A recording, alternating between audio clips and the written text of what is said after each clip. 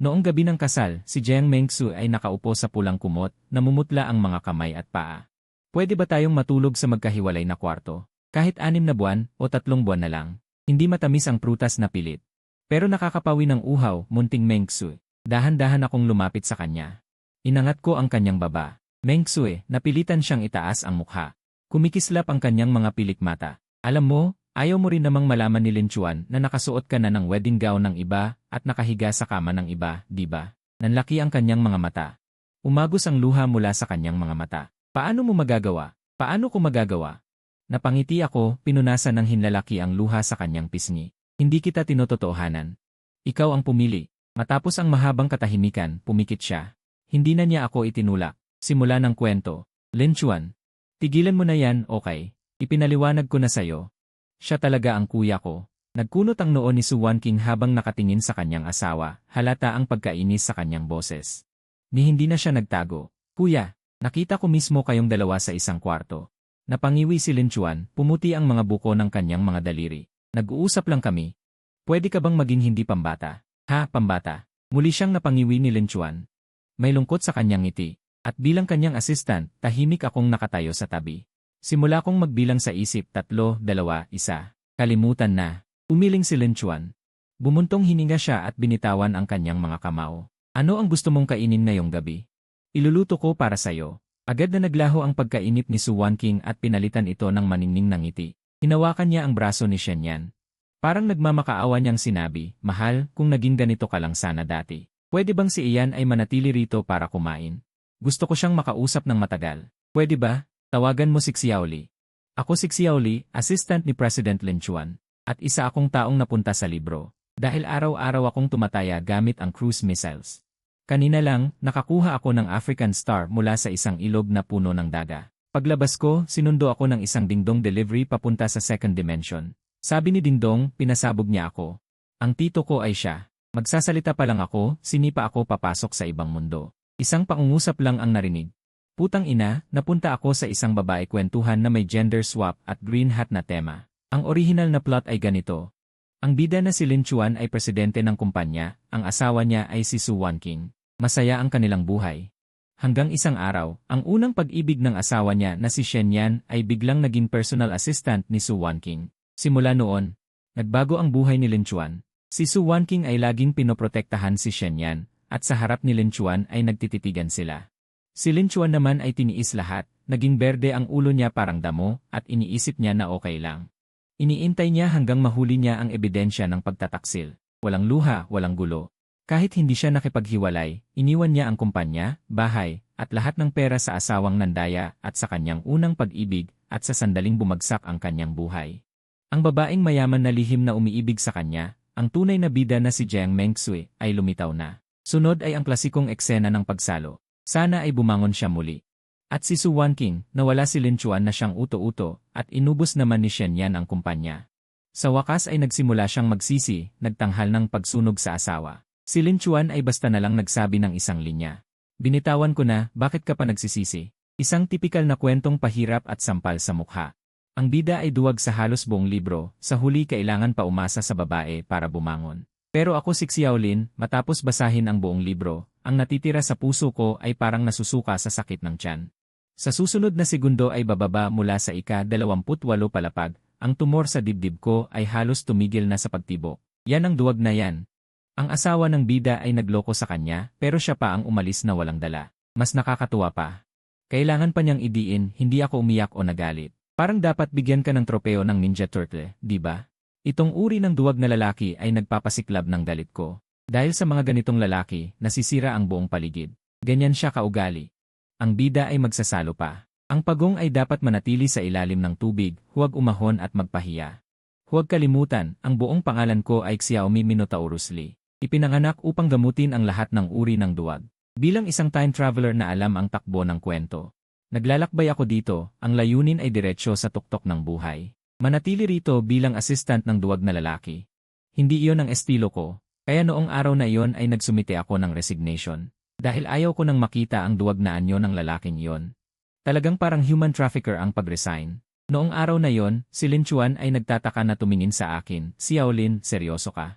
Ngayon, ang kumpanya ay nasa gitna ng kontrobersya. Dahil na nasa gitna ng kontrobersya, kaya kailangan kong umalis. Ngumiti ako at inilapag ang resignation letter sa kanyang desk. Ikaw ay abala sa mga gawaing bahay, ang performance ng kumpanya ay patuloy na bumababa. Ayokong sumama sa iyo sa paglubog ng bangka. Namula ang mukha ni Lin Chuan. Ah, tama. Linzong, kahit papaano ay nagkakilala tayo. Sana ay maging masaya kayo ng asawa mo sa hinaharap. Pagkasabi noon, umalis ako. Mula sa likod ay narinig ko ang boses ni Lin Chuan. Xiaolin, magsisisi ka. Magsisi? Magsisi ng ano? Tatay mo ay kikita ng malaking pera. Pagka-resign, binigyan ko ang sarili ko ng isang buwang bakasyon. Araw-araw, natutulog hanggang magising ng kusa. Ginawa kong parang penguin na humihila ng wire. Ihanda ang sarili pagkatapos ay magsimulang magtrabaho. May hawak akong 500,000 na ipon, hindi marami pero sapat na. Dahil ang mga nasa utak ko ay mas mabilis pa sa makinang pang-imprenta ng pera. Ako ay isang time traveler, hawak ko ang script. Sa orihinal na kwento, si Lin Chuan na duwag ay niloko sa buong panahon, umalis na walang dala. Naghintay sa babae para iligtas siya, mula simula hanggang dulo. Pero sa orihinal na kwento, bukod sa love scenes, marami ring nakatagong business lines, aling stocks ang tataas, aling futures ang babagsak. Aling cryptocurrency ang tataas, aling lupa ang ide-designate bilang development zone. Ang mga nakatagong ito sa orihinal ay background lamang na binanggit ng mabilis. Ginamit para ipakita ang husay ng pagbabalik ni Lin Chuan. Pero para sa akin na time traveler, ito ay makinang pang-imprenta ng pera. Mas malala pa, ang mundong ito ay isang mundo ng gender swap ng babae. Babaliktarin nito ang lahat ng makatuwirang batas ng ekonomiya sa normal na mundo. Dumaranas ng roller coaster na pinapagana ng emosyon. Ang stock market na ito ay sobrang abnormal. Ang bida ay niloko ng isang beses. Kung ang stock market ay magkasunod na 3 araw na bumagsak, at ang bida ay pumatak ng isang luha, ang presyo ng ginto ay tataas ng 5%. Sa mata ng iba, iyon ay chismis. Sa aking mata, iyon ay pera, stock market, futures, cryptocurrencies. Real estate. Nag-ipon ako ng yaman parang snowball. Sa loob lang ng mahigit 1 taon. Ang 500,000 ay dumami ng walang kapantay, naging 10 bilyon. Nagsimulang bumaha ang media ng mga ulat. Ang pinakabatang business legend, mula sa assistant ng presidente hanggang sa bilyong kapital na pag-ahon. Lumitaw ako sa cover ng magazine. Itinuring bilang investment genius ng iba't ibang financial forum. Sa isang exclusive interview, tinanong ako ng reporter. President Xiao, ano ang sikreto ng inyong tagumpay? Tumingin ako sa kamera at mumiti. Nag-cheat ako. Sumusunod ako sa plot ng orihinal na kwento. Si Lin Chuan ay kailangan pang magtiis ng 3 o 4 na segundo. Hanggang isang araw, sa wakas ay natuklasan niya ang matibay na ebidensya ng pagtataksil ni Su Wanqing at Shen Yan. Saka siya nagbago ng isip. Pinili niyang umalis na wala man lang makuha, pagkatapos ay dumating si Meng Xue upang kunin siya at gamutin ang kanyang sugat, samahan siya sa kanyang pagbangon. Ang aking time window ay sapat. Si Jiang Meng Xue, bilang bida, ay labis na naapektuhan ng halo effect, lihim na may pag-ibig kay Lin Chuan. Upang direktang kumilos sa kanya ay halos imposible. Ngunit ayos lang.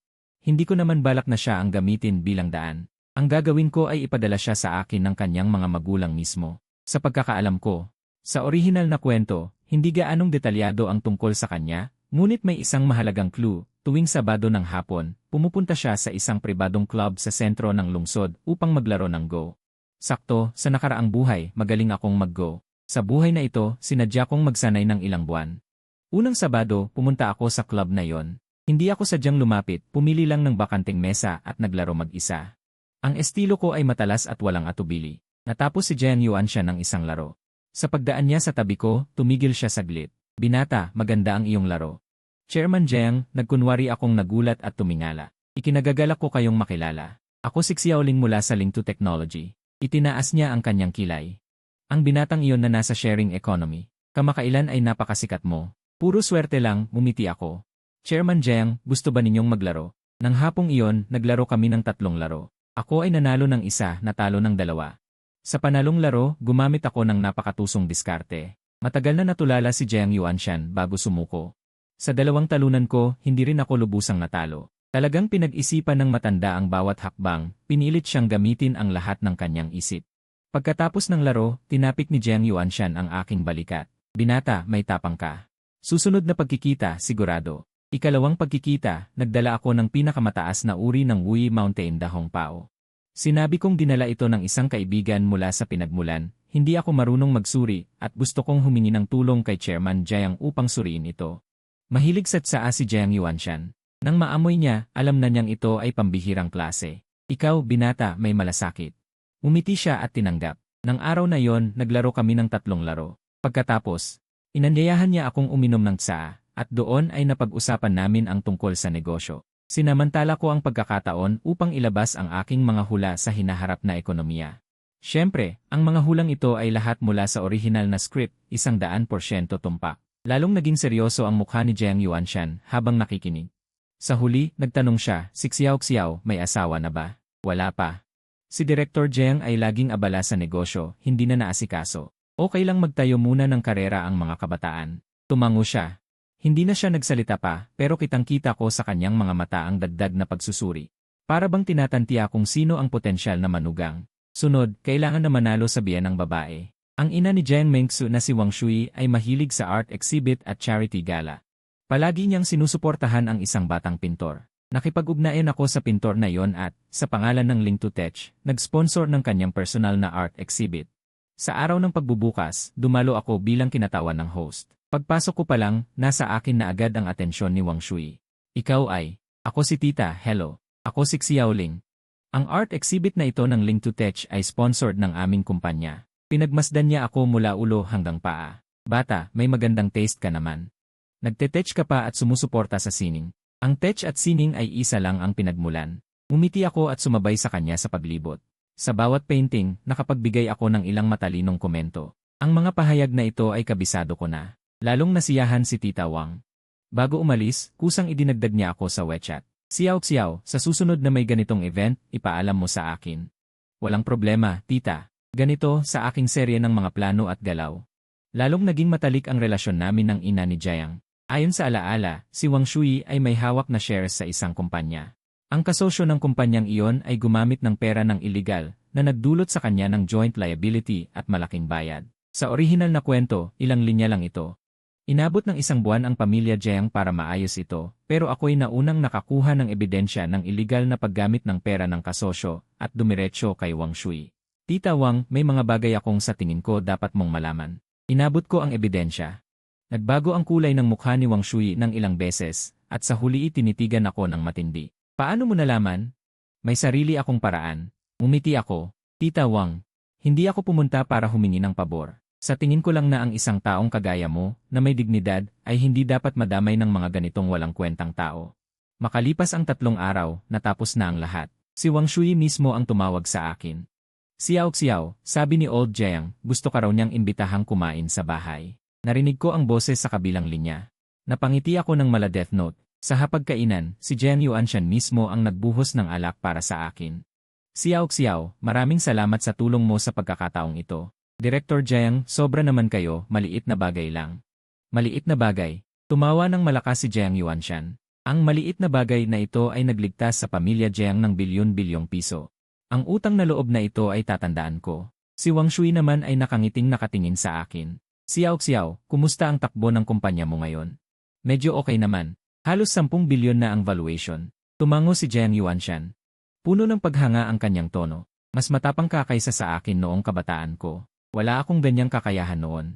Pagkatapos ng ilang round ng inuman, biglang nagtanong si Wang Shui, Xiao, may pamilya ka na ba? Wala pa, tita. May girlfriend ka ba? Wala rin.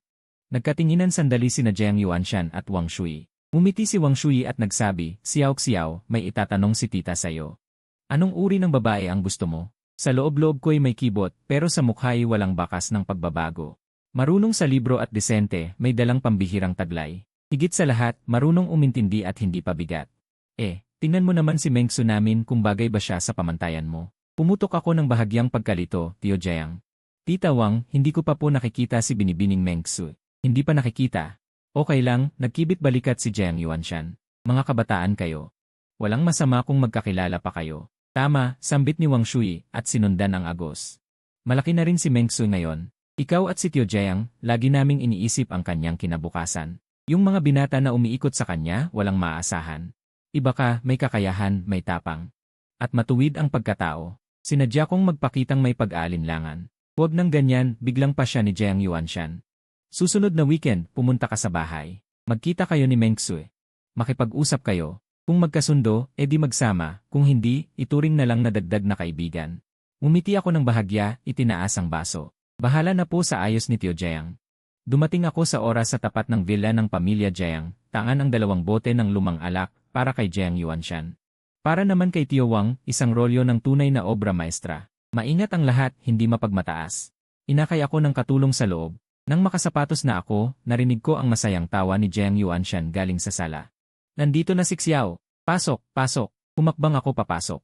Ang unang nakita ko ay hindi si Jiang Yuanshan, kundi ang babaeng nakatayo sa tabi ng sopa, si Jiang Mengsui. Totoo, sa orihinal na akda ay pinalabis ang kanyang kagandahan. Pero ang letra ay letra lamang. Nang tumayo siya sa harapan ko, saka ko lang naunawaan ang ibig sabihin ng maiksi ang papel at manipis ang tinta. Hindi kayang taglayin ng mga letrang iyon ang kanyang ganda. Si Su Wanqing ay maganda rin, dati ko na siyang nasulyapan mula malayo. Kahit papilitin, nasa 7 puntos dahil sa makapal na makeup at arte. Iba si Jiang Mengsu.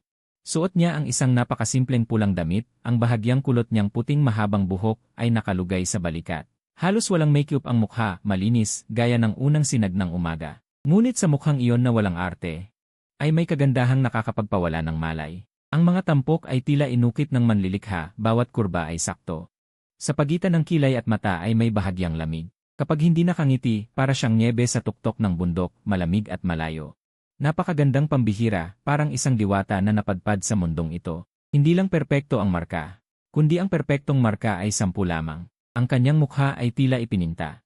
Ngunit may dalang lamig na nagtatakwil sa iba. Nang dumako ang kanyang mga mata sa akin, talagang may isang tibok ng puso na nakuha. Hindi dahil sa nagkagusto, puro dahil sa tindi ng kagandahan. Bigla akong nakaramdam ng kakaibang pagkabagot. Ang duwag na si Lin Chuan, bakit siya karapat-dapat na lihim na mahalin ng babaeng ito sa loob ng 10 taon? Ang idiotang aura na ito ay sobrang walang kwenta. Kumusta, Yan Xiao? Miss Jiang, ikinagagalak ko pong makilala kayo. Madalas ko pong marinig mula kay Tito Jiang at Tita Wang tungkol sa inyo. Ngayong nakilala ko na kayo, totoo nga ang sabi nila. Salamat po. Sige na, sige na. Huwag na kayong magtayuan. Umupo na tayo at kumain. Ang sarap ng mga ito. Maganda ang ayos ng upuan. Uminom tayo. Tito Jiang. Maraming salamat po sa inyo ni Tita para sa mainit na pagtanggap. Huwag na kayong magpakahirap. Lagi kayong bumalik. Xiao, tikman po ninyo itong braised pork. Ipinatuloy ko sa kusinero ayon sa gusto ninyo. Binawasan ng asukal, dinagdagan ng sarsa. Maraming salamat po, Tita. Ang sarap. Hindi mataba at mabango ang sarsa. Ang galing ng kusinero, siguro mahigit 15 taon na siyang nagluluto. Ang talas ng dila mo. 17 taon na siya. Tama, may katwiran. Masaya at disenteng usapan. Marami akong pwedeng pag-usapan. Konting usap lang. Kailangan maging maingat. Nag-toast ako sa lahat. Umiti lang ako. Tamang distansya. Nagbago ang tingin niya. Pagkatapos kumain, pumasok kami sa study. Xiao, ano ang tingin mo kay Mengsu? Tito Jiang, sa totoo lang, gusto ko si Mengsu. Ipaliwanag mo nga. Unang pagkikita pa lang, hindi ko masasabing lubos ko siyang kilala, pero ang kanyang aura. Ang kanyang paraan ng pagsasalita at pag-ugali ay ayon sa aking panlasa. Sandali akong tumigil sa katumawa ng ilang beses. Nasiyahan si Jiang Yuanshan at tumango. Kinuha niya ang tasa ng tsaa at sumimsim, saka nagsalita muli. Buti naman at gusto mo siya. Ang natitira, kayong mga kabataan na ang bahala. Tumango ako. Hindi na ako nagsalita pa. Sa sala, si Wang Shui naman ay kinakausap si Jiang Mengsu upang magbigay ng payo. Hindi ko masyadong marinig ang eksaktong sinasabi. Pero paminsan-minsan ay may mga salitang dumadating, hindi ka nabatan. Ang ganda ng kondisyon niya, hindi ka naman namin kayang saktan ng tatay mo, di ba? Ang boses ni Jiang Mengsu ay napakababa. Hindi marinig ang nilalaman, ngunit sa tono ay halata ang pagtutol. Biglang tumaas ng bahagya ang boses ni Wang Shui. Anak, bakit ang tigas ng ulo mo? Pagkatapos ay bumaba muli ang boses. Nagkunwari akong hindi narinig. Tumutok ako sa paglalaro. 3 laro ang nilaro namin at panalo ako sa 1. Talo sa 2. Masyadong masaya si Jiang Yuanshan, hinila niya ako pabalik sa sala para uminom ng tsaa. Namumula ang mga mata ni Wang Shui. Nakaupo sa tabi si Jiang Mengsui, hindi maganda ang ekspresyon ng mukha. Tila hindi naging maayos ang usapan. Umupo ako, kinuha ang tasa ng tsaa, at dahan-dahang humigop. Tinignan ako ni Wang Shui, pagkatapos ay biglang bumuntong hininga at sinabi kay Jiang Mengsui. Mengsui, ang katawan ni Mommy ay hindi gaanong maganda kamakailan. Sinabi ng doktor na mataas ang blood pressure ko at hindi ako dapat mainis. Kahit hindi mo iniisip ang sarili mo, isipin mo naman ang katawan ni Mommy. Ginamit ang drama ng pagkahabag. Kinagat ni Jiang Mengsui ang kanyang ibabang labi at hindi umimik. Ang tatay mo ay matanda na rin. Nagpagod siya sa kumpanya sa loob ng maraming taon, umaasa lang na makita kang may maayos na mapapangasawa para makapagpahinga na siya ng payapa. Habang nagsasalita si Wang Shui, tumulo ang kanyang luha. Sixiao, talagang nagustuhan ko siyang bata. Kung palampasin mo ito, hindi na ako magkakaroon ng kapayapaan sa buhay ko. Namula rin ang mga mata ni Jiang Mengsui. Tiningnan niya si Jiang Yuanshan. Si Jiang Yuanshan ay nakayuko at tahimik, walang imik, ngunit ang ekspresyon sa kanyang mukha ay malinaw na nagsasabing tama ang sinasabi ng kanyang asawa. Tiningnan niya ako, ibinaba ko ang tasa at seryosong tumingin sa kanya. Tahimik kong sinabi ang isang pangungusap, Miss Jiang, naiintindihan ko na ang ganitong bagay ay hindi maaaring pilitin. Kung talagang ayaw mo, hindi kita pipilitin. Kay tito at tita, ako na ang magpapaliwanag. Pagkasabi ko, tumayo ako at nagkunwaring aalis. Ito ay isang hakbang ng pag-atras upang sumulong. Gaya ng inaasahan, nag-alala si Wang Shui, Xiao. Huwag kang umalis. Napatigil din si Jiang Mengsu. Hindi niya inaasahan na ako mismo ang aatras. Matapos ang ilang sandali ng katahimikan, huminga siya ng malalim. Medyo paos ang boses niya. Mom, alam ko na. Ano ang alam mo? May luha pa sa mukha ni Wang Shui. Nagtanong siya ng sunod-sunod. Pumapayag ako. Nakayuko siya. Mahina ang boses, ngunit bawat salita ay malinaw. Subukan muna nating magkakilala. Napangiti si Wang Shui habang umiiyak. Hinawakan niya ang kamay ko. Xiao, narinig mo ba? Tumango si Mengsu. Umupo ako ulit at tumingin kay Jiang Mengsui. Pula ang kanyang mga mata, mahigpit na nakakagat ang ibabang labi, parang pusang inaapi na nasa sulok. Umiti ako sa kanya, walang pagmamalaki, walang panginis. Marahan ko lang sinabi, binibini Jiang, salamat sa pagbibigay sa akin ng pagkakataong ito. Pahahalagahan ko ito. Tiningnan niya ako pero walang sinabi, pero halatang lumiit ang galit sa kanyang mga mata. Pag-alis namin mula sa Jiang family, mag-ikasyam na ng gabi. Sina Jiang Yuanshan at Wang Shui ay sinamahan kami hanggang sa pinto, si Jiang Mengsu naman ay nasa likod lang. Hindi siya lumabas. Xiao, lagi kang bumisita ha, sabi ni Wang Shui habang hawak ang kamay ko. Nakangiti siya, puro kulubot sa gilid ng mata. Sige, tita, sabi ko, sumakay na ako ng kotse. Pinaandar ko ang makina at sumilip sa side mirror. Ang villa ng pamilya Jiang. Maliwanag ang ilaw. Nakatayo si Jiang Mengsui sa harap ng malaking bintana sa ikalawang palapag. Ang anino niya ay sobrang haba dahil sa liwanag. Sa mga sumunod na araw, kami ni Jiang Mengsui ay nagkaroon ng kakaibang relasyon. Sabi ay magkakilala at mag-usap. Pero bihira kaming magkita. Minsan yayaya ko siyang kumain, pumupunta naman siya. Pero napakakaunti ng sinasabi niya, parang formal lang na business lunch. Hatid ko siya pauwi. Sasabihin niyang isalamat, tapos pasok na diretsyo ng hindi lumingon. Walang kahit anong kilig. Walang excitement, kahit awkwardness wala, dahil wala talagang atmosphere. Pero hindi ako nagmamadali, dahil sa simula pa lang, hindi naman talaga ako naghahanap ng love life. Ang gusto ko ay maging manugang ng pamilya Jiang.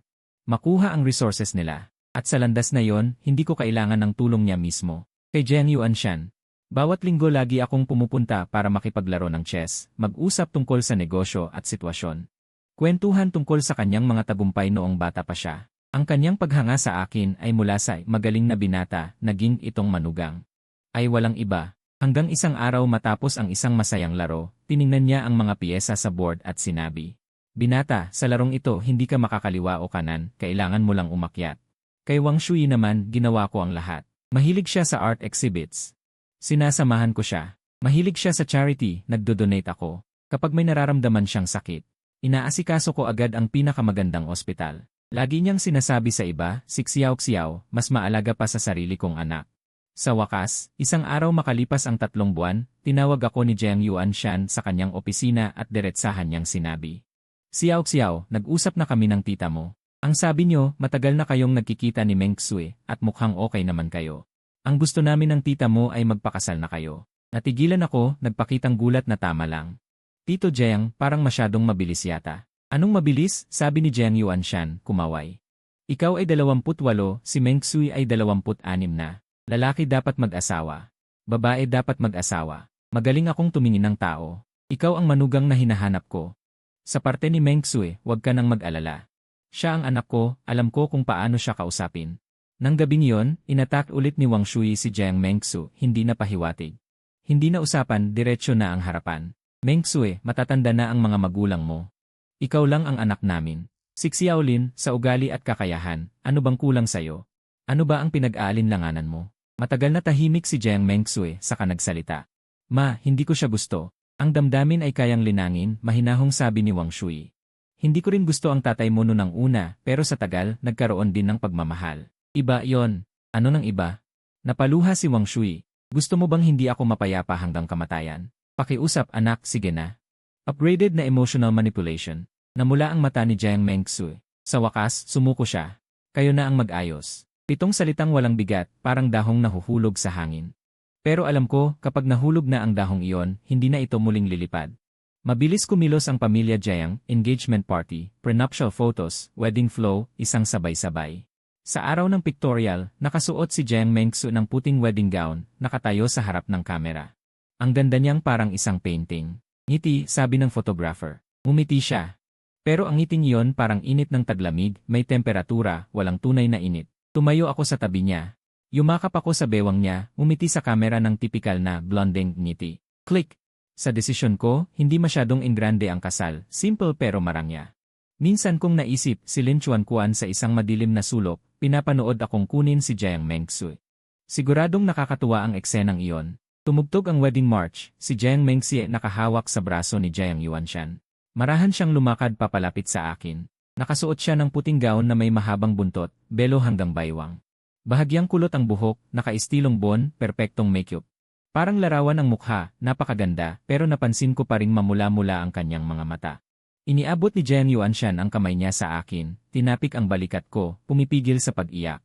Xiao, si Mengsu ay ipinagkakatiwala ko sa'yo. Tiyo Jiang, huwag kang mag-alala. Tinatawag mo pa akong tiyo. Umiti ako. Tumango si Jiang Yuanshan ng mariin, saka bumalik sa kanyang upuan. Hawak ko ang kamay ni Jiang Mengsu, malamig na parang tubig, bahagyang nanginginig. Tumingin ako sa kanya. Hindi niya ako tinitignan, ang mga mata niya ay nakatitig sa isang punto sa sahig. Walang laman, walang direksyon. Natapos ang reception, umuwi ang mga bisita. Nagmaneho ako pa uwi kasama si Jiang Mengsu. Buong biyahe, walang imik. Ako rin, walang imik. Pagpasok sa silid kasal, napakalawak ng master bedroom, pulang-pulang kumot. Mga pulang unan, lahat ay inayos mismo ni Wang Shui. Masaya, pero medyo nakakasilaw. Nakaupo si Jiang Mengsu sa gilid ng kama, bahagyang nakalatag ang laylayan ng damit pangkasal, nagpapakita ng maputing mahaba at payat na binti. Ang mga binti niya, sa ilalim ng pulang kumot, napakaputi halos nakakasilaw. Makinis at proporsyonado, parang maingat na inukit na likhang sining.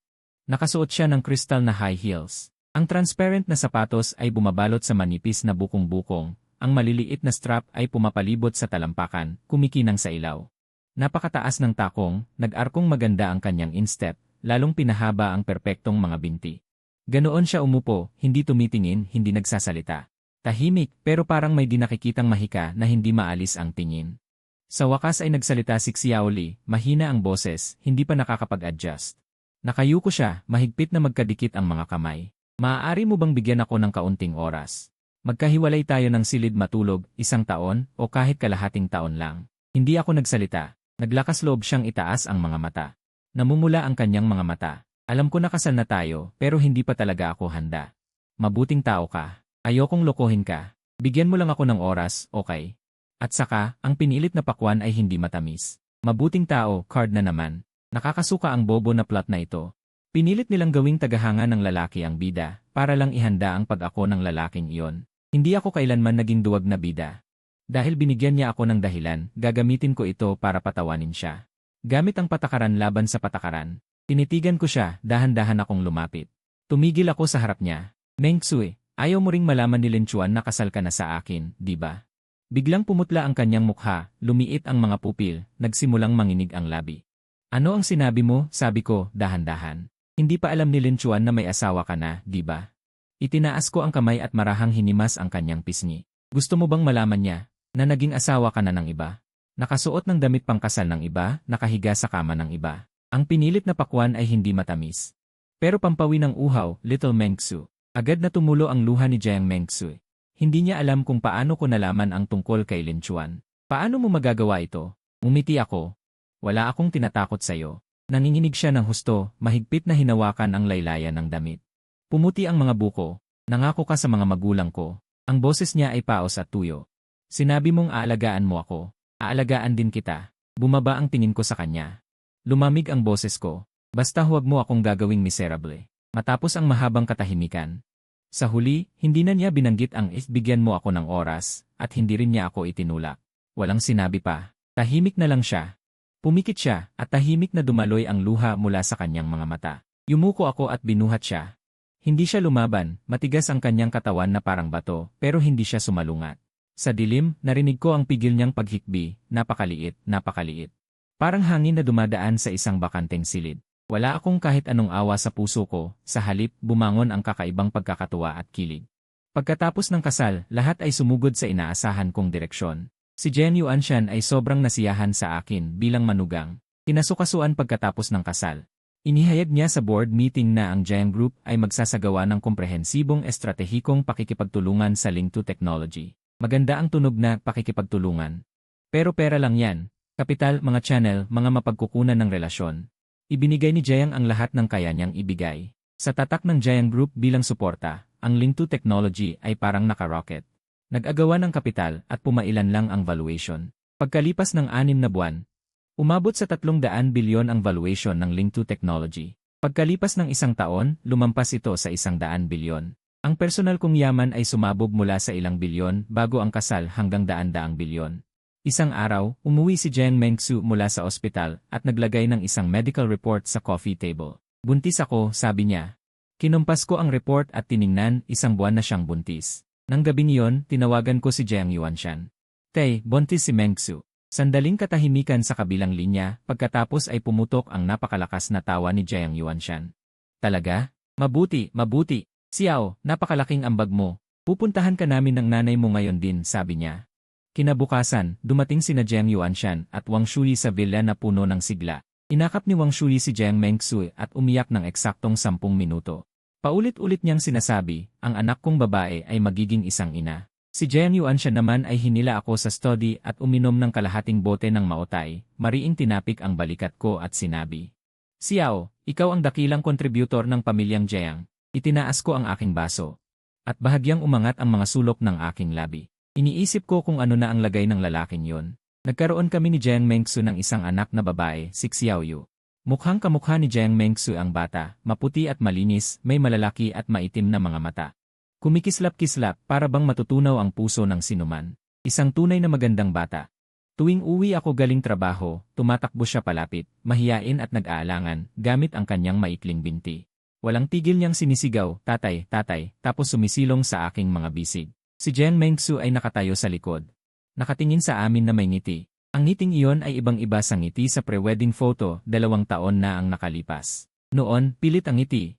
Parang araw ng taglamig, may init pero walang gaanong kahulugan. Ngayon, ang ngiti ay dumadaloy mula sa puso. Parang hangin ng tagsibol. Sa loob ng 2 taong ito, marami siyang nagbago. Hindi ko alam kung dahil sa lumalalim na pag-ibig sa paglipas ng panahon, pero nagsimula siyang mag-text sa akin sa gabing nag-uot ako, magtanong. Anong oras ka uwi? Pagkatapos, maghahanda siya ng midnight snack para sa akin, tatandaan ang mga paborito kong ulam. Kapag nagbi-business trip ako, siya na ang tatawag sa akin. Sabi niya, gusto ako ng anak namin, pero pagkatapos naming mag-usap tungkol kay Xiaoyu, ayaw niyang magbitin. Sa unang kaarawan ng anak namin, uminom siya ng ilang baso ng red wine. Namula ang mukha at sumandal sa balikat ko, bumulong, salamat, asawa. Tinanong ko siya kung para saan ang pasasalamat, sabi niya salamat sa pagbigay sa atin ng ating mahal na anak na babae.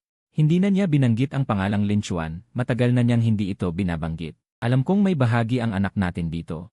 Ang bata ay parang isang di nakikitang sinulid na nagtatali sa atin, ngunit may halong bahagi rin ako.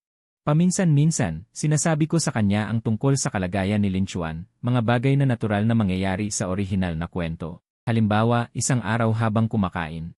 Binanggit ko lang, sabi ko narinig ko kahapon si Lin Chuan ay nagluto ng maraming putahe para sa asawa at kay Shen Yan, at sobrang luto ang inihaw na isda.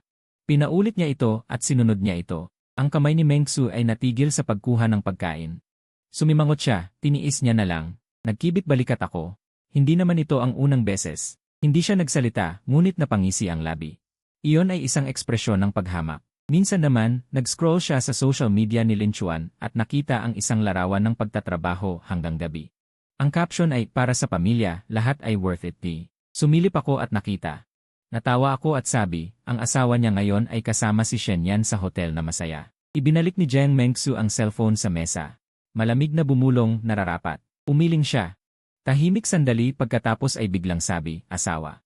Sa tingin mo, bulag ba ako noon? Tiningnan ko siya. Napagtanto niya ang kanyang nasabi. Namula ang mukha, mabilis na umiwas at bumulong, huwag mo akong tingnan. Sabi ko lang naman, hindi ko siya pinagtawanan, inabot ko lang ang kamay ko at hinaplos ang ulo niya. Sa totoo lang, noong una, napilitan lang siya ng kwento. Isang Sabado ng gabi, mahimbing na natutulog ang anak. Si Jiang Mengsu ay naligo na, nakasuot ng pambahay, nakaupo sa harap ng salamin at pinupunasan ang basang buhok. Lumapit ako mula sa likod. Kinuha ko ang hairdryer at tinuyo ang buhok niya. Hindi siya tumanggi kahit bahagyang sumandal. Inilapag niya ang ulo sa akin. Nang matuyo ang buhok, inihiga ko ang hairdryer. Bigla siyang lumingon at niyakap ang bewang ko, ibinaon ang mukha sa dibdib ko. Asawa, salamat. Para saan? Salamat. Tumigil siya na hindi mo pinayagan akong tanggapin ang responsibilidad. Yumuko ako at tumingin sa kanya. Ito ay isang biro ko sa kanya dati, sinabi ko, kung wala ako, kapag naghiwalay si Lin Chuan na duwag, tiyak na ikaw ang unang sasalo. Umangat ang mukha niya, bahagyang namula ang mata, ngunit nakangiti ang labi. Yumakap ako sa kanya. Hindi na kami nagsalita. Ang buwan sa labas ay napakadilim, nagkalat ang liwanag sa sahig. Manipis na parang hamog. Ang anak sa katabing kwarto ay mahimbing na natutulog. Noong araw na yon, si Lin Chuan ay nakatitig sa mga damit na nakakalat sa sahig, nanginginig ang katawan. Ang asawa niyang si Su Wanqing ay talagang nagsuplong. Ngayon ay dapat siyang magbiyahe para sa trabaho. Bago sumakay sa eroplano, bigla siyang nahilo at nasuka, kaya hindi siya sumakay. Umikot siya at umuwi, iniisip na makakasama niya si Wanqing sa tanghalian. Bumukas ang pinto, sa pasilyo ay nagkalat ang mga damit ng babae at lalaki, nagyelo ang dugo niya sa sandaling iyon. Bahagyang nakabukas ang pinto ng kwarto, may maririnig na walang pakundangang halakhak ng babae at lalaki. Sa puwang ng pinto, bawat salita ay tumatagos sa kanyang pandinig, baby, yung walang silbi, nagbiyahe ngayon. Pwede nating gawin kahit anong gusto natin. Kailan ka makikipag-divorce sa walang silbi na yan? Sawa na ako sa kanya. Bakit ka nagmamadali? Hindi ba mas exciting ito? Hehe, tama rin. Si Lin Chuan ay nakatayong parang estatwa sa pasilyo. Hindi niya maintindihan, talagang hindi niya maintindihan. Ang laki ng bait niya kay Su Wanqing. Kahit anong gusto niya, ibinibigay niya, hindi niya hinayaang magdusa ito. Dinala niya si Shenyan sa bahay. Pinaupo si Shenyan sa pangunahing upuan, tiniis niya.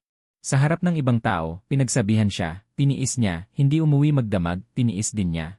Inakala niyang parang bata, basta sapat ang ginagawa niya, makikita rin ni Su Wanqing ang kabutihan niya. At magbabago ito. Ngunit hindi lang ito bumalik, kasama pa ang lalaking iyon sa kanilang kama, tinatawanan siya bilang walang silbi. Dumating ang galit na parang alon ng dagat, at umatras din na parang alon. Ang natira pagkatapos ay hindi galit. Kundi isang kawalan, isang malaking kawalan na lumalamon sa lahat. Hindi siya umiyak o nagwala. Pagod na siya, tapos na ito. Bumagsak siya sa sofa. Kumuha ng sigarilyo, sinindihan. Kumalat ang usok, papalayo sa harap niya. Tinakpan ang mga damit na nagkalat, tinakpan ang pasilyo patungo sa kwarto. Pinakinggan niya ang ingay mula sa kwarto. Hindi siya tumayo. Mahal ko, pakinggan mo ako. Nang makita si Lin Chuan na nakaupo sa sofa. Namuti ang mukha ni Su Wanqing. Nakasuot lang siya ng puting kamiseta ni Shenyan, buttons na nakaiba-iba. Natatanaw ang malaking bahagi ng mapuputi niyang balikat, magulo ang buhok, namumula pa ang pisngi.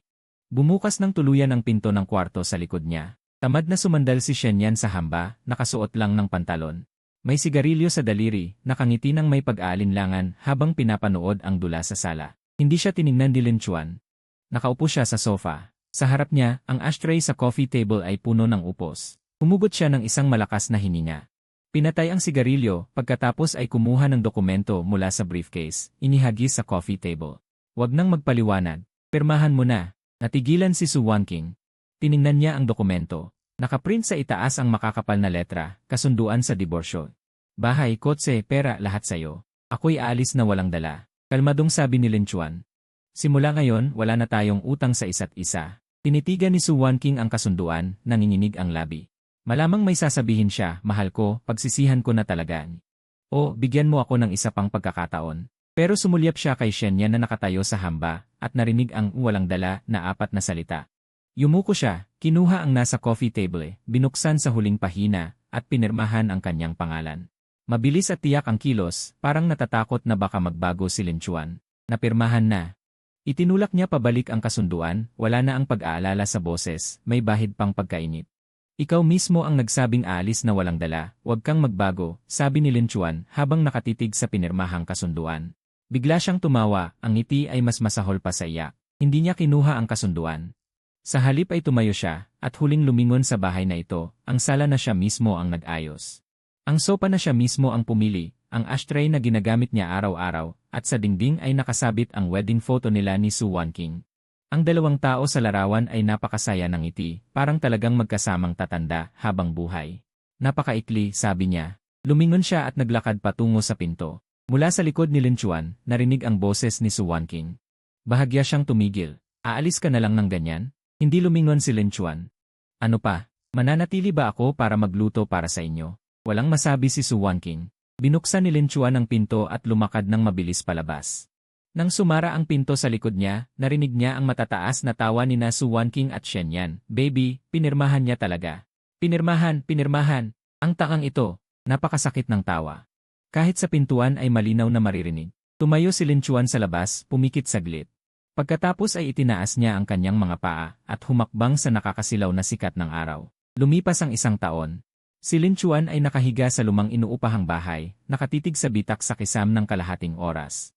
Hindi na niya maalala kung gaano katagal siyang hindi lumabas ng pinto. Wala na ang kumpanya, wala na ang pera. Sumama rin ang asawa sa iba. Wala na siyang lahat. Pakiramdam niya may mali. Parang hindi dapat ganito ang nangyari, parang may nagkamali, pero hindi niya masabi kung ano. Hanggang sa gabing iyon na naginip siya. Sa panaginip, pareho siyang umalis na walang dala. Nakaupo siya sa kwarto at pumipirma ng divorce papers. Si Su Wanking ay naiinip na nagpipirma. Ngunit sa pagkakataong ito, paglabas niya ng pinto, nakita niya ang isang puting Porsche na nakapark sa tabi ng kalsada. Dahan-dahang bumaba ang bintana. Nagpakita ang isang napakagandang mukha, si Jiang Mengsui. Nakasuot siya ng beige na trench coat.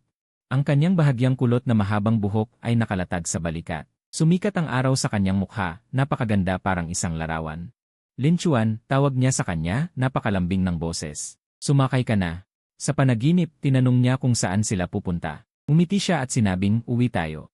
Sunod-sunod na nag-flash ang mga eksena sa panaginip. Si Jiang Mengsu ay nagrenta ng bagong apartment para sa kanya, nag-introduce ng mga kliyente. Tinulungan siyang magtatag muli ng kumpanya. Si Jiang Mengsu ay sumama sa kanya kumain, sumama sa kanya maglakad. Sumama sa kanya sa bawat mahirap na gabi. Ang kanyang mga mata ay para lamang sa kanya mula simula hanggang wakas, para lamang sa kanya. Ang huli sa panaginip, siya at si Jiang Mengsu ay magkasamang nagtayo ng isang malaking imperyo ng negosyo, nakatayo ng magkatabi sa harap ng malaking bintana ng isang gusali ng opisina. Sa labas ng bintana ay ang mga ilaw ng lungsod. Siya ay lumingon at tumitig sa kanya, at mahinang nagsabi ng isang pangungusap. Hinintay kita ng eksaktong 10 taon. Bigla siyang nagising, iyong panaginip. Napakatotoo nito. Napakatotoo kaya naisip niya na hindi ito panaginip, kundi isang bagay na dapat nangyari. Dapat siyang pumunta kay Jiang Mengsu. Siguradong hinihintay pa rin siya nito. Si Lin Chuan ay bumangon mula sa kama. Nagbihis siya ng medyo disenteng damit. Gamit ang alaala mula sa panaginip, naghintay siya sa mga lugar na madalas puntahan ni Jiang Mengsu. Unang araw, wala. Ikalawang araw, wala pa rin. Ikatlong araw, nang malapit na siyang sumuko, bumukas ang pinto. Sa wakas ay nasulyapan niya si Jiang Mengsu. Nakasuot ito ng beige na kapote, bahagyang kulot ang buhok na nakapatong sa balikat. Halos walang pampaganda sa mukha, pero napakaganda pa rin, nakakapigil hininga. Ang puso ni Lin Chuan ay biglang may isang palo na hindi nakuha. At sa kanya nakita ang maliit na batang babae na hawak-hawak nito, mga 2 o 3 taong gulang, may 2 maliliit na bun sa ulo. Nakatitig ito kay Jiang Mengsu habang nagsasalita. Si Jiang Mengsu ay yumuko at tumingin sa babae, nakangiti ng napakalambing. Ang ngiti ni Lin Chuan ay biglang nanigas sa mukha. Nakatayo siya, blangko ang isip. Hanggang sa umangat si Jiang Mengsu at nakita siya. Ang mga mata nito ay napakatahimik, walang gulat. Walang kaba, tanging isang mahinahon, magalang na distansya. Lin Chuan, bahagyang huminto siya. Matagal na hindi nagkita. Bumuka ang bibig ni Lin Chuan, matigas ang titig sa maliit na babae. Kasal ka na? Walang emosyon ang boses ni Jiang Mengsu. Mahigit 3 taon na. Ang mga salitang ito ay parang matalas na kutsilyo na tumaga sa dibdib ni Lin Chuan. 3 taon, 1 taon pa lamang mula nang siya ay umalis na walang dala. Ibig sabihin, noong nagluluto at naglilingkod pa siya kina Su Wanking at Shen Yan, noong nagtitiis pa siya.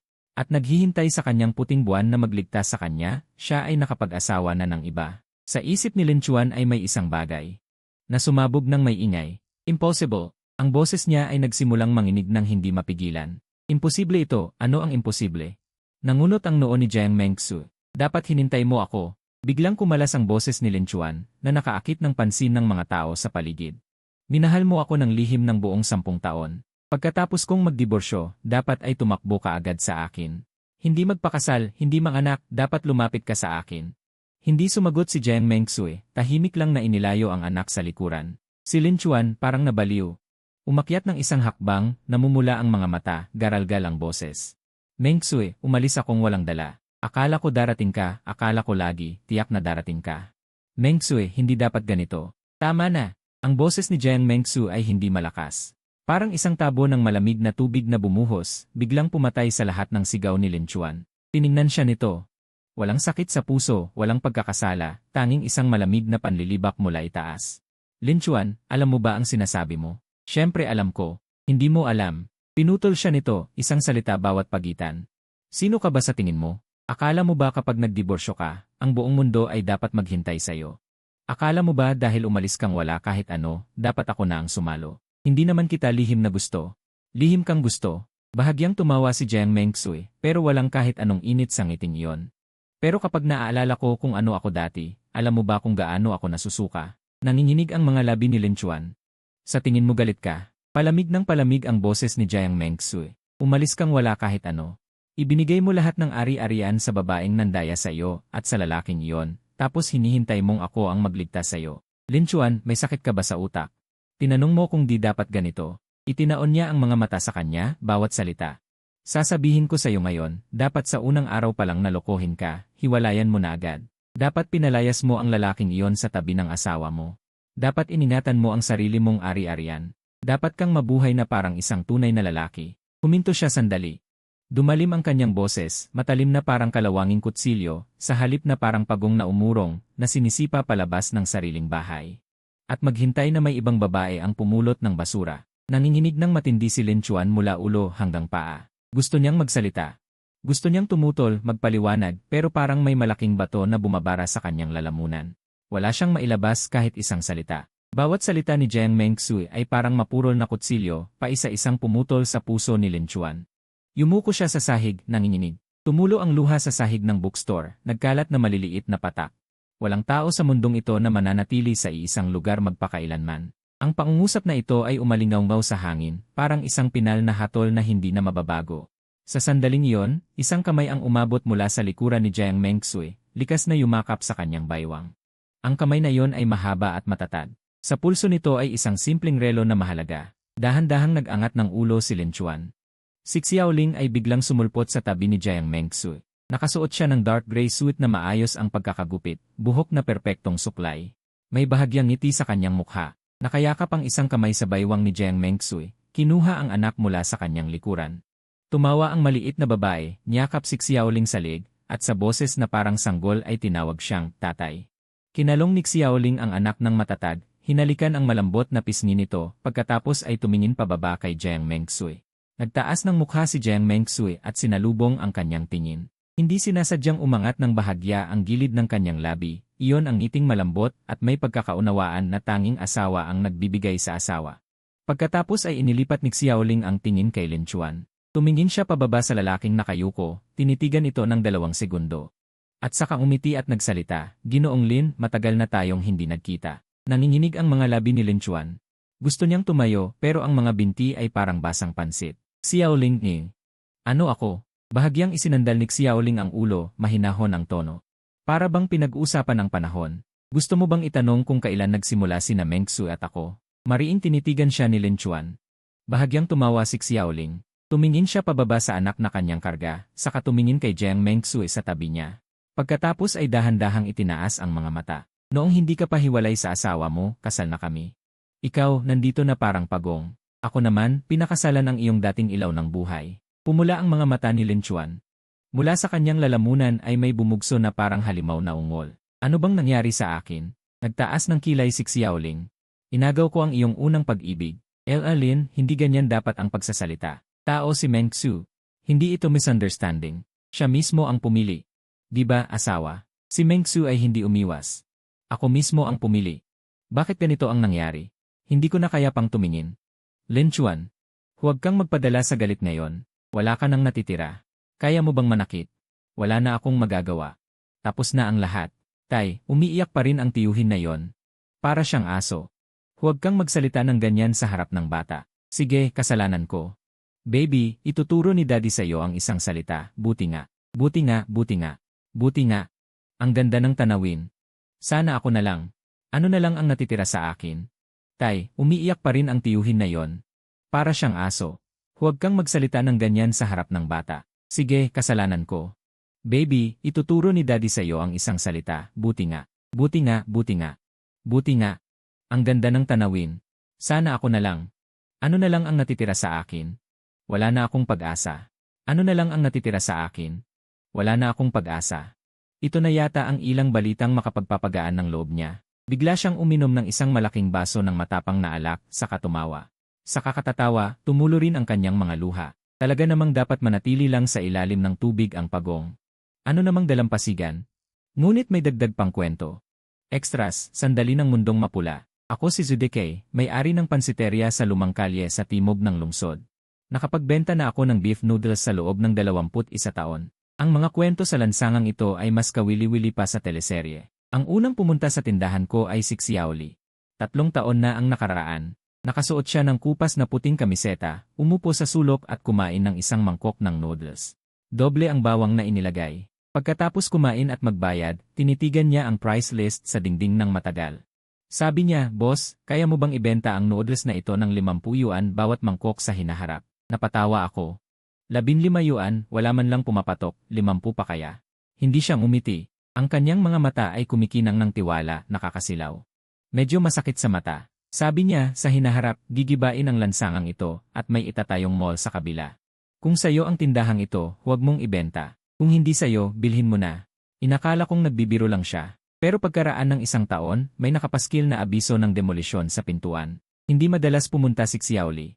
Pagkatapos, nakita ko siya sa telebisyon na nakasuit, may kasamang napakagandang babae. Sinabi ko sa asawa ko, "Kumain ang taong ito sa ating pansiteria." Sabi ng asawa ko, "Tumigil ka sa kakaputak." Pero yung isang nagngangalang Lin Chuan, madalas siyang pumunta sa mga nakaraang taon. Noong unang beses siyang pumunta, halos hindi ko siya makilala. Pabalot-balot ang balbas, may maitim na bilog sa ilalim ng mata. Umupo siya sa sulok at umorder ng isang mangkok ng noodles. Tinanong ko, "Maanghang ba?" Sabi niya, "Hindi." Tanong ko, "May bawang ba?" Natigilan siya, "Pwede bang maglagay?" Sabi ko, "Ang kakaiba mo naman. Nasa mesa lang ang garapon ng bawang. Maglagay ka ng kahit gaano karami." Naglagay siya ng isang kutsarang dinikdik na bawang sa noodles. Hinalo niya, kumain ng isang subo, at pagkatapos ay tumulo ang kanyang mga luha. Akala ko napapanis siya sa anghang. Hindi siya nagpaliwanag at hindi ko na rin tinanong. Sa loob ng 21 taon, marami na akong nakitang kakaibang tao. May kumakain ng noodles tapos biglang iyak, may kumakain ng noodles. Tapos maglalabas ng singsing at manliligaw, may kumakain tapos ukit ng Xiaoli ay pumunta rito, sa mesa. Isang mangkok ng noodles ay 15 yuan. Hindi mo malalaman kung ano ang pinagdadaanan ng taong nakaupo sa mesang iyon. Pagkatapos noon, madalas nang pumunta si Lin Chuan. Minsan, nakaupo siya buong hapon. Nakatitig sa labas ng bintana nang walang ginagawa. Isang beses, sa malaking screen ng mall sa tapat, pinapalabas ang panayam kay Xiaoli. Hawak niya ang mangkok ng noodles hanggang matapos ang panayam. Pagkatapos, yumuko siya at inubos ang noodles sa mangkok, pati na ang mga tinadtad na sibuyas ay hindi naiwan. Nagtanong ako ng marahan, "Kilala mo ba?" Sabi niya, "Dati." Hindi na ako nagtanong pa. Pagkatapos, bumaba ang dalas ng kanyang pagpunta. Minsan, dumaraan lang siya at kumakain agad. Nakaperpektong pagkakatali ang kurbata, walang tigil ang pagtunog ng cellphone. Isang beses, may kasama siyang kasamahan na dumating. Tinawag siya ng taong iyon na Lindsay. Noong umorder siya, sabi niya, "Dagdag sili, dagdag bawang, doble." Nung inihain ko ang noodles, narinig ko siyang sinabi sa kasamahan niya, "Tingnan mo yung mall sa kabila. Dati, puro abandoned buildings lang yan. Sino bang mag-akala na ngayon commercial district na?" Sabi ng kasamahan, "President Lin, may paningin ka talaga noon." Umiti lang siya, hindi sumagot. Nung aalis na siya, tiningnan ko iyong mangkok niya, walang natira, pati sabaw inubos. Mga 2 taon na yon. Simula noon, hindi ko na siya nakita ulit. Ilang araw lang ang nakakaraan, may batang pumunta para kumain ng noodles. Nakasuit at nakapatay buhok, halata agad na taga-office sa kabilang building. Umupo siya sa pwesto na dati laging inuupuan ni Lin Chuan. Dagdag sili, dagdag bawang. Ilang subo lang, sumimangot siya. "Boss, medyo maalat yung noodles nyo." Sabi ko, 21 taon na akong nagtitinda, hindi nagbago ang recipe ko. Sabi niya, "Hindi naman. Huminto siya, naglabas ng cellphone, at kumuha ng litrato. Nag-type siya. Napadaan yung tingin ko kung kanino niya sinend, ang nakalagay ay President Lin. Tapos mumiti siya sa cellphone, at sabi ni President Lin na maalat din daw para sa kanya. Pero noong mga panahong yon, yung noodles mo ang pinakamasarap na nakain niya. Natigilan ako. Bigla kong naalala, parang ang tagal na palang hindi pumupunta si Lin Chuan. Kumain na yung binata, nagbayad, at nung aalis na, boss, pinasabi ni President Lin sa akin. Lumipat daw siya ng building. Yung elevator ng building na yon ay hindi sira. Hindi ko naintindihan. Hindi rin niya maipaliwanag. Kinamot lang ang ulo at umalis. Sumilip ang asawa ko galing kusina, sino yon? Sabi ko, isang suki. Tanong niya, suking alin? Sabi ko, naalala mo ba yung dati laging nakaupo sa may bintana, yung nagdadagdag ng double garlic sa noodles?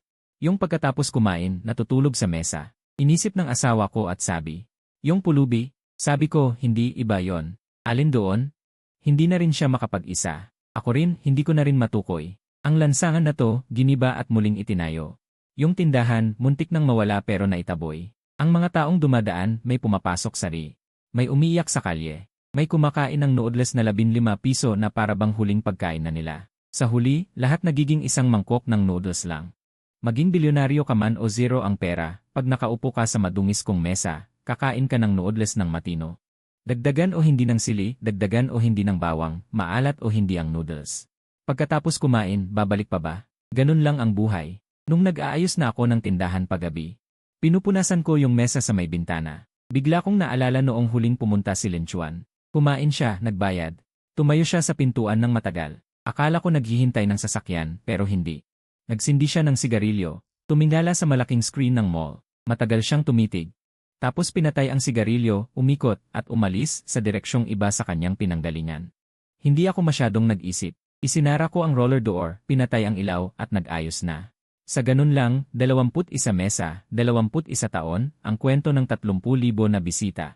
Wala akong naalala kahit isa. Naalala ko lang ang isang mahilig sa garlic paste, si Fan Wei Wan.